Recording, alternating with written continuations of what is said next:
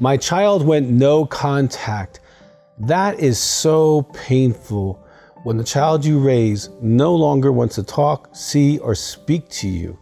That's our topic today. Now, if you've not subscribed to our channel, please do hit the subscribe button. If you have a question regarding this or any of the topics that we've covered, please send that. We'll get to it as soon as possible, but stay tuned.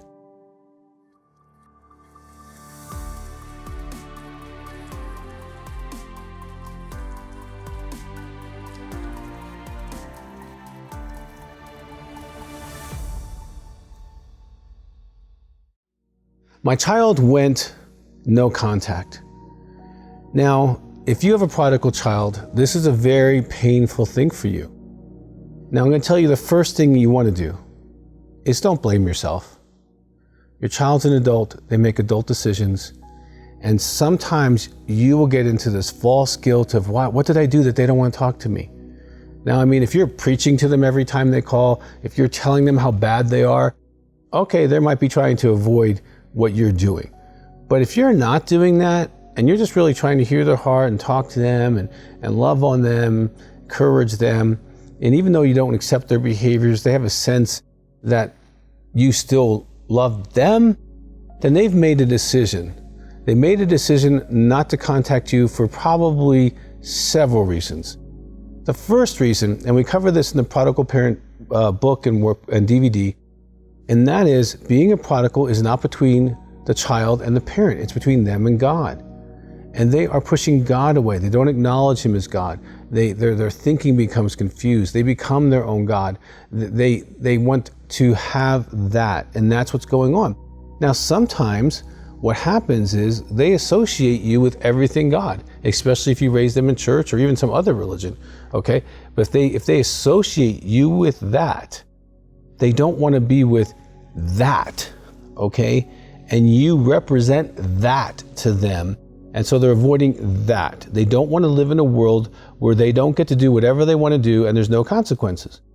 They don't want to believe in a world where there is a moral universe, that there is a God, that they should fear him, honor him, serve him, and love him. They don't want to do that. So they make up a world where they're God and they can do whatever they want, and they can choose any beliefs they want, and they can have any behavior they want, they can have any friends they want, and they can do what they want.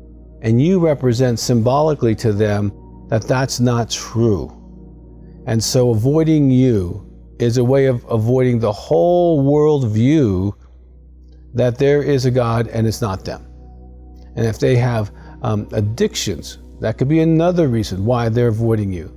You're not part of that addiction world, whether it's pornography, sex, alcohol, drugs, cocaine, and even work. It doesn't matter what their addiction is. It could be food. That they don't want to be around you because really they want to be with their addiction. And their addiction really takes priority over their life, and it is the consuming variable. And if you're not part of that world, you're not a part of their world. And again, that has nothing to do with you.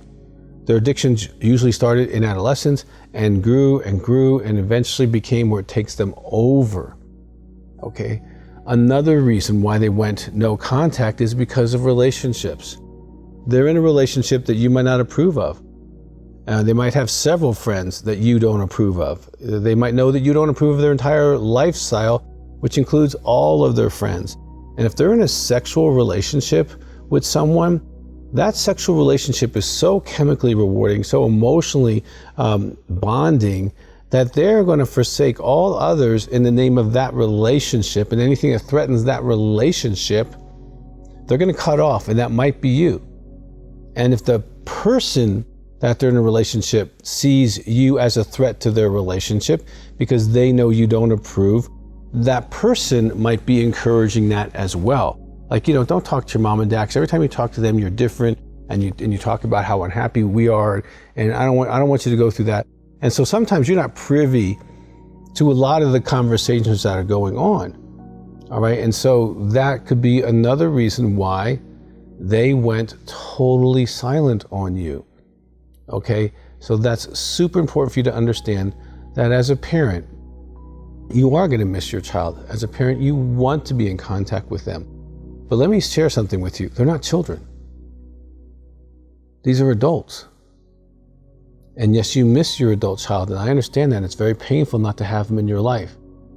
But these are adults making adult decisions, and they want you to respect that decision. And sometimes they don't feel respected at all because they said, hey, I don't want to talk about this topic, or I don't want to go down this road, and you just barrel through it. And sometimes they have to you know what, I don't feel respected, so I'm not going to respect you. I'm not going to be in a relationship with you. For sometimes they're making boundaries for themselves because they want to protect whatever it is in their world that they feel would be unacceptable to you. And so they don't want you to have that look, or that they just don't want to go through that because they don't want to deal with what they feel like inside. Another thing is shame. They feel ashamed of their choices and their life. If you raise them in a way that was right and good, and they're not living the way that they were raised, they feel ashamed and small and humiliated. And if especially, if they're not having success in life because of all their bad choices, and other people in the family are prospering and growing and being successful, they can feel less than and shame about their lack of success because they're drunk and high and doing drugs and being immoral and doing crazy stuff. And they're wasting all the resources instead of investing them in building a business or building a savings. And so they have disciplines that are creating all this failure in their life, and they feel shame. And when you feel shame, it's not like, well, I'm doing something bad. It's I am something bad. It's not that you feel stupid. I am stupid. And when they have that kind of deep level of shame, and they really believe the messages that they are not enough, that they are not worthy, and they know that they don't measure up, they know that they have potential that they haven't tapped. They might have quit school or not taken a scholarship or not let you pay for their education, that now they regret when they're 30 years old because they can't get a decent job. And so they have shame about the choices they've made. And this is just another factor on why they might have said, you know what, I can't talk to you, mom and dad. Not because of you, but because of me. I don't want to be asked what I'm doing because I'm a waitress and I'm 40 years old. I don't want to be asked about how things are going because my relationship's a mess. I don't want you to ask me about my kids because my kids are having problems. I don't want to answer the questions that you might ask me, even just as a loving, caring person. And it creates pain for them. And so they might be avoiding the pain of those conversations because the answers are not answers that they're proud of. They're answers they're actually ashamed of.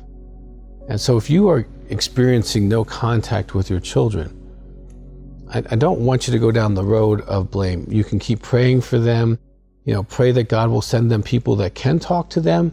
Because I'll tell you my clinical experience, because I've worked with thousands of prodigals, is that very rarely does God use the parent to bring the person back to God anyway. It's usually a neighbor, someone in the apartment complex, someone at work. It could be someone even in the bar. Okay, it's not usually the parent. So you might want to not feel responsible to do that and feel like, okay, we're not in a relationship right now. I can pray for them. I can pray for God to do that. If they let you send Christmas cards or whatever, you do what you can do, but you probably want to honor them. And if there is a place to ask them, what would it take for us to be able to start talking? And they tell you what it is, then you might decide if you want to commit to that. But if you do commit to that, don't violate it. Don't violate it. If they say, I don't want to talk about my faith, I don't want to talk about my job, I don't want to talk about my girlfriend or boyfriend or whatever they're doing, then say, okay, I don't want to talk about that either, but I just want to get to talk to you. And maybe that could be a way of renegotiating a way back, but you have to do it with honor and saying, okay, I will honor that boundary. If I have it in the past, forgive me. I'm sorry that pushed you away. I don't want that to happen, and I don't want you to feel like you're less than or that I judge you. I'm just trying to love you. But you have to do that from your heart, because if you're really in a place of judgment, they're going to sense that from you, and that's not fun for them. So I hope this is helpful. If you have a prodigal, I strongly recommend you get the Prodigal Parent process book, the workbook, go through the DVD, and if you can, get in a group or start a group, because so many parents are struggling like you are. You're not the only one. And there's probably, if you're in a church or a spiritual community, there's several others. Get in a group, start talking to each other and support one another, So when you have those losses and you have those pains, you have somewhere else to go other than just turning it inward. And that's what I would strongly recommend you do. If you need support or counseling, you can always call our office at 719-278-3708, and you can talk to someone, about what pain you're in. Because just letting someone know what you're in and maybe getting some intelligent support can be really life-changing and help you to be able to navigate this very silent time in your relationship with your child.